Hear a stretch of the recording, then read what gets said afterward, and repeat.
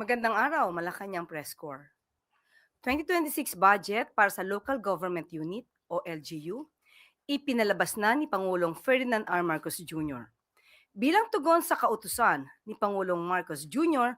na masigurong ang pondo ng gobyerno ay mabilis at ramdam ng taumbayan.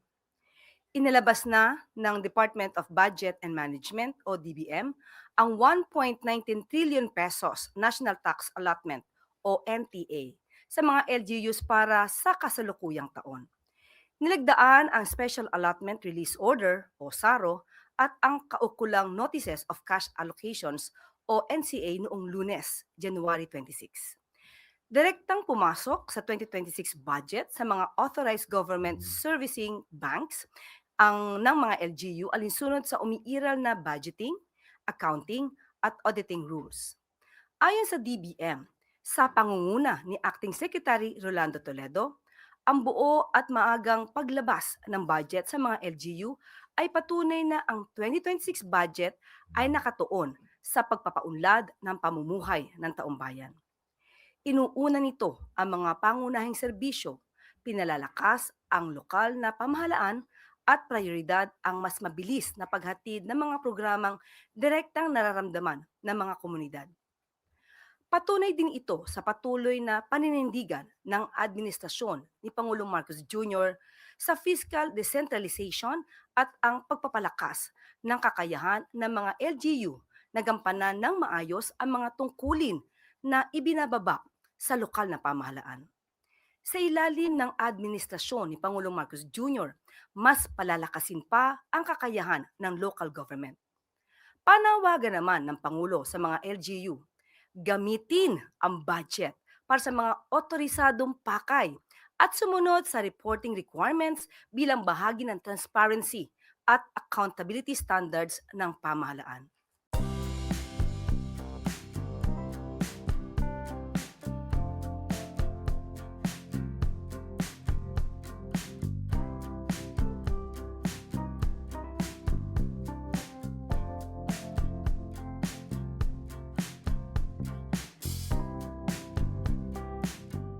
Ekonomiya ng bansa nananatiling positibo at masigla sa ilalim ng administrasyon ni Pangulong Ferdinand R. Marcos Jr.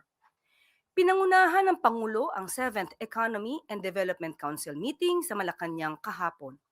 Ang nasabing pagpupulong, binigyan diin ng economic team ng Pangulo na nalampasan ng pamahalaan ang mga target na naglalayong magbigay ng trabaho sa tao at mabawasan ang kahirapan sa bansa noong nakaraang taon.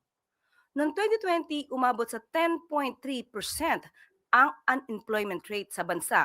Naitala ang 4.7% noong 2025. Ibig sabihin nito ay dumarami na ang mga kababayan nating may disenteng trabaho. Ayon din sa economic team, naitala ang underemployment rate na 16.2% noong 2020. Ibig sabihin, maraming mga manggagawa ang may trabaho ngunit hindi angkop sa kanilang galing o sapat sa kanilang pangangailangan. Nitong nakaraang taon, malaki ang ibinaba nito at umabot sa 13.6%. Senyales na mas maraming tao ang nakahanap ng mas angkop at mas sapat na trabaho. Binigyan diin ng economic team na nanatili pa rin ang paninindigan ng pamahalaan na lumikha ng mas marami at mas dekalidad na trabaho at pababain ang antas ng kahirapan hanggang maging single digit ito sa taong 2028. Sa datos ng economic team, bumaba ang bilang ng mga taong naghihirap ng 2.4 million mula noong 2021 hanggang 2023. Naitala ang 17.5 million poverty incidents noong 2023. Mas maliit kung ikukumpara sa 19.9 million noong 2021. Ito ay tugma sa huling survey na nagpakita ng pagbaba ng poverty incidence rate sa bansa. Nananatili pa ring manageable ang inflation rate sa bansa. Ipinag-utos naman ng Pangulo na bigyan tugon ang flood control issue, epekto ng climate change at ilang external forces na sumusubok sa ekonomiya ng bansa. Naniniwala ang Pangulo na Kailangan magkaroon ng reforma sa paggamit ng pondo ng bayan upang hindi na maulit ang nangyari noong mga nakaraang mga maanumalyang flood control projects. Sa usapin ng climate change, iginiit ng Pangulo na kailangan magkaroon ng maayos na forecasting, response at adaptation ang bansa sa pamamagitan ng angkop at modernong teknolohiya. Binigyan din ng Pangulo na dapat pang palakasin ng pamahalaan ang pakikipag-ugnayan sa ibang bansa, lalo na sa ASEAN upang patatagin ang usaping pang-ekonomiya.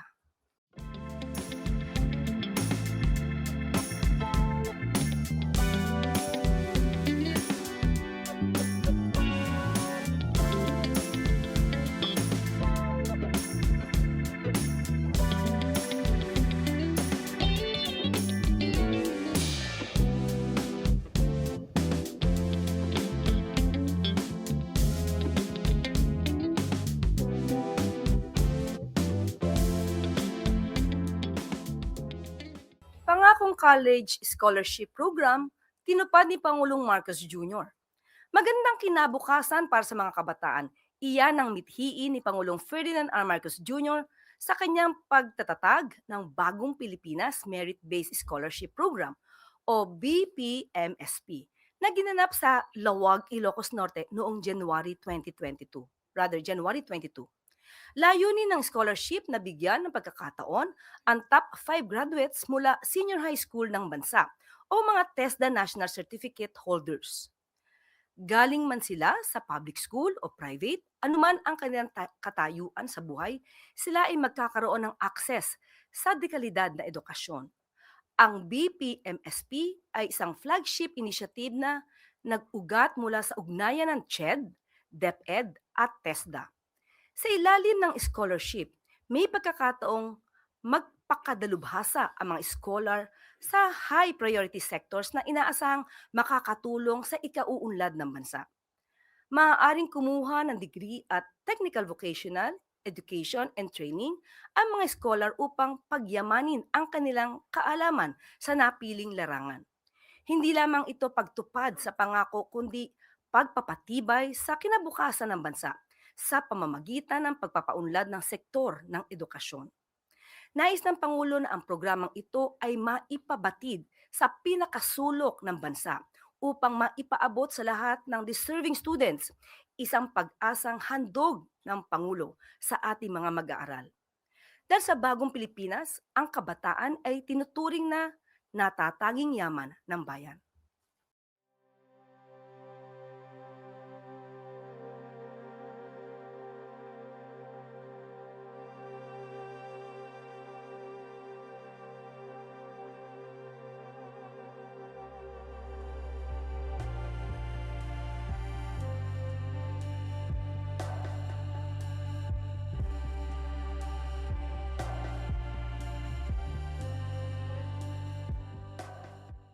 At maaari na po akong tumanggap ng inyong mga katanungan.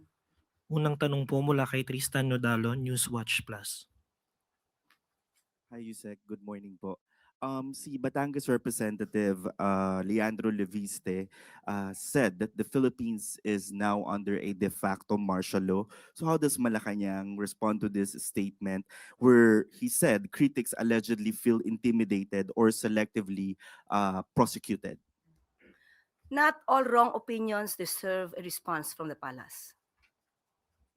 Yun lang. Okay, but given his following, ma'am, and yung mga kubaga parang nakikinig sa kanya with this kind of pronouncements, ano po ang masasabi dito ng palasyo? Unang-una po, mismong mga taga-media, kayo po na miyembro ng MPC ay makakaramdam kung totoo po ba ang kanyang mga sinasabi. Next question po, Ann Soberano, Bombo Radio. Yusek, good morning. Ma'am, kahapon na-i-refer na po ang dalawang verified impeachment complaints laban kay Pangulong Marcos. How does Malacanang view the referral of the impeachment complaint against the President to the House Committee on Justice? And does Malacanang see the referral as routine constitutional process or as an attack on the administration? Thank you. Ginagalang po ng Pangulo kung ano man po ang mga activities, ginagawa at mga desisyon po ng House of Representatives. So hayaan po natin ang proseso na umandar na naaayon sa batas. Pero does ma'am, nakikita niyo po ba na ito ay isang pag-atake din sa administrasyon? In a way, yes.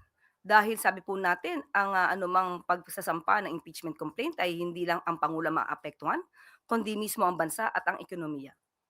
Ma'am, last na lang po. Paano po tutugunan ng palasyo ang impeachment efforts na posibleng magkaroon ng distraction sa mga national issues? Also, makikipagtulungan din po ba ang Malacanang sa Kongreso sakaling humiling ang House Justice Committee ng mga documents? Unang-una po, itong mga impeachment complaint na naisampa laban sa Pangulo ay hindi po mapapahinto, hindi po mapapatigil ang Pangulo sa patuloy niyang pagtatrabaho para iangat ang buhay ng bawat Pilipino. Kung kinakailangan po at sinasabi na dapat na magbigay ng anumang dokumento, muli ang Pangulo po ay gumagalang sa proseso. Salamat. Ma'am. May tanong po mula kay Tristan Nodalo, Newswatch Plus. Yusek, yung International Criminal Court Pretrial Chamber ruled that former President Rodrigo Duterte is deemed fit to stand pretrial proceedings. So ano po ang masasabi ng palasyo dito sa development sa ICC case ni former President? Ang nagpasya po niyan ay ang Pre-Trial Chamber 1 ng ICC. So kung ganyan po ang kanilang proseso, hindi po makikialam ang Pangulo at hindi po makikialam ang pamahalaan ng Pilipinas.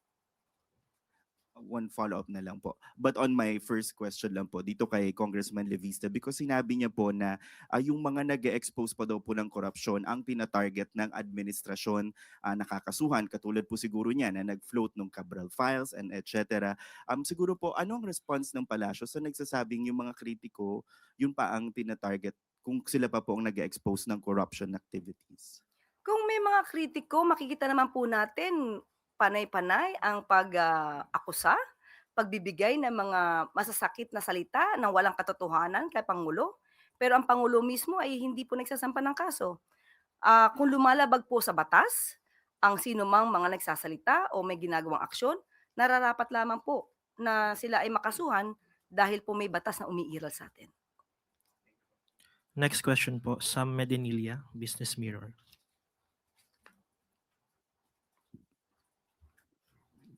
Good morning, ma'am. Kanina po na-mention na po nila yung mga napag-usapan dun sa meeting ni President with the economic managers. May na-mention po about na figures, response si Pangulo regarding sa employment, poverty incidents, tsaka inflation. May comment rin po ba si Pangulo regarding dun sa slowdown ng GDP last year at tsaka yung projected na mas lower na growth sa this year? Ito po yung napag-usapan, pero ang mga detalye pong ito ay ibibigay po sa inyo dahil ito lamang po ang sa atin na ibigay sa ngayon. So, ibibigay ko po ang katanungan na yan mismo sa economic team at atin din pong kukonsultahin si Secretary Go. Ibibigay ko po sa inyo maya-maya kung mayroon pa pong ibang detalyeng maibibigay sa akin. Follow-up na lang po. May naging instruction po ba si President Marcos sa economic managers during the meeting? At kung meron rin po bang naging commitment ng economic team? Ang nais lamang po ng Pangulo ay gumanda ang ekonomiya ng bansa. So yun po ang pinaka-target in general ng Pangulo. Thank you po. Next question po, Alvin Baltasar, Radyo Pilipinas. Yusek, good morning po. Yusek, ano pong reaction natin doon sa naging pag-i-inhibit ni House Majority Leader Sandro Marcos from all impeachment proceedings against the President? Yes, the act of Congressman Sandro Marcos inhibiting himself voluntarily from this issue, especially regarding the impeachment complaint filed against his own father. It is a hallmark of a statesman. It shows his character, it shows his decency, and we believe that it is the right thing to do. Follow-up lang, Yusek. Was this the advice from the President himself to his son? Hindi po nakikialam ang Pangulo sa mga anumang aksyon na gagawin ng kanyang anak dahil ang alam po niya, kailangan lamang pong tumpad ng kanyang anak sa mandato. Bilang public servant, alam po ni Congressman Marcos kung ano po ang sinasabi ng batas at ano po ang dapat niyang gawin. Thank you po, Yusek. Next question po, Julie Baiza, 1PH. Good morning po, Yusek. Former Senator Antonio Trillanes has floated the idea of forming a new unit team. Yung bagong unit team daw po, pwedeng buuin ng mga supporters ni former President Leni Robredo and ng mga Marcos supporters para matalo daw po yung mga Duterte sa 2028. Ano pong thoughts ng palasyo doon? Wala pa pong napag-uusapan patungkol po dyan. Hindi pa po nababanggit sa Pangulo ito. So wala Pero- pa pong response. Pero ang palasyo po ba bukas na makipagtulungan sa mga naging oposisyon or kalaban ng Pangulo noong 2022? Wala po tayo masasabi sa ngayon. Maybe it's too early to comment on that. Next question po, Ace Romero, Philippine Star. Yusek, you mentioned the president is pushing for budget reforms during the meeting with economic team to avoid a repeat of the flood control scandal. What specific measures are being pushed by the president to prevent that controversy from repeating? Ngayon pa lang po ay pinasisimulan na po niya. Unang-una, meron po tayong mga transparency portal para kung ano man po ang mga mangyayaring activities sa mga ahensya ng gobyerno ay makikita na po ng tao, lalo-lalo na po yung mga tungkol sa procurement at sa mga bidding.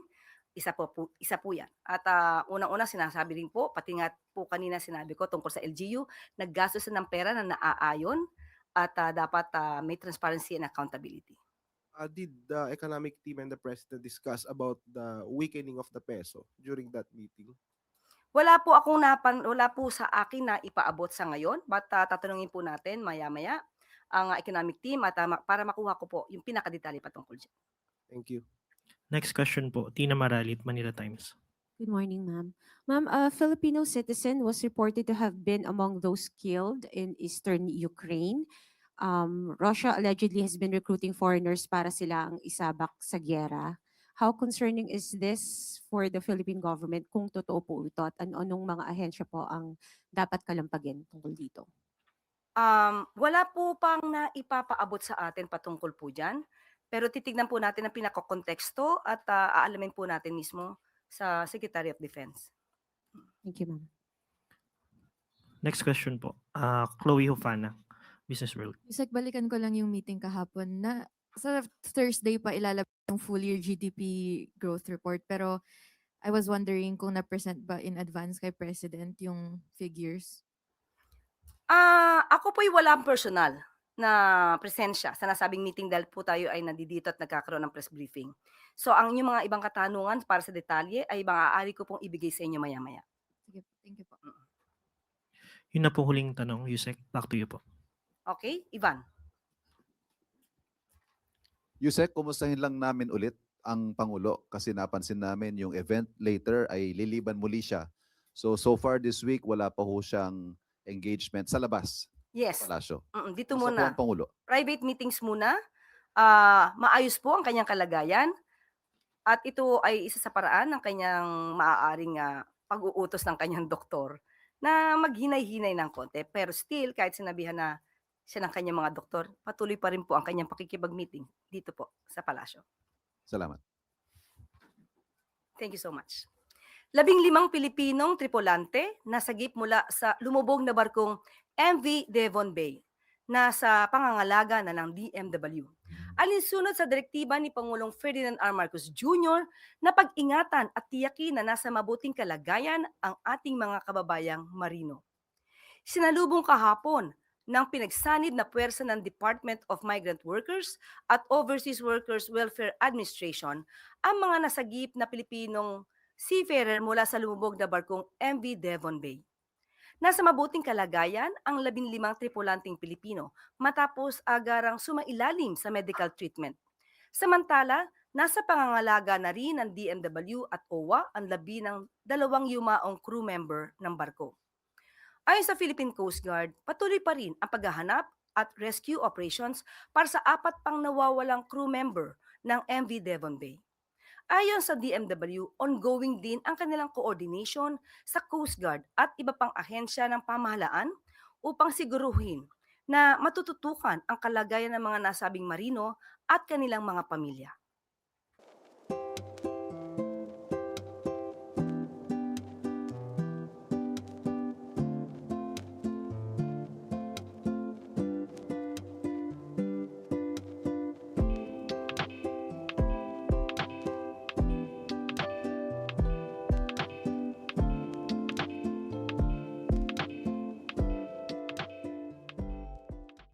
At bago tayo magtapos, maayos na kalusugan para sa lahat.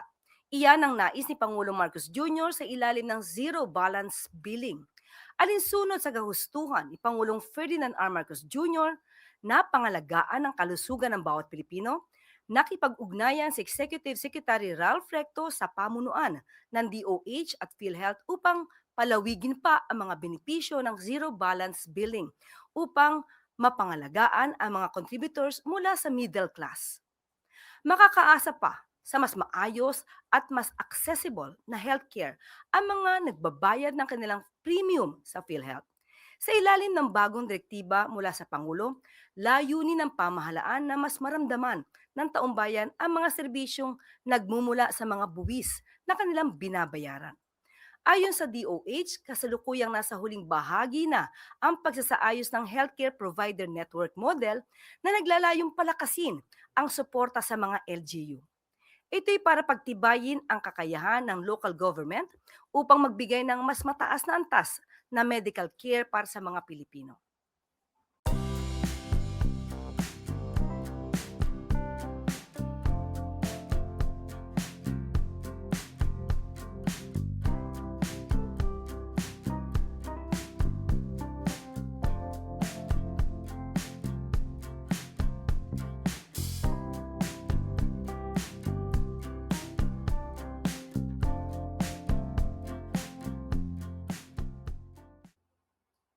At dito na po nagtatapos ang ating press briefing. Magandang araw para sa bagong Pilipinas.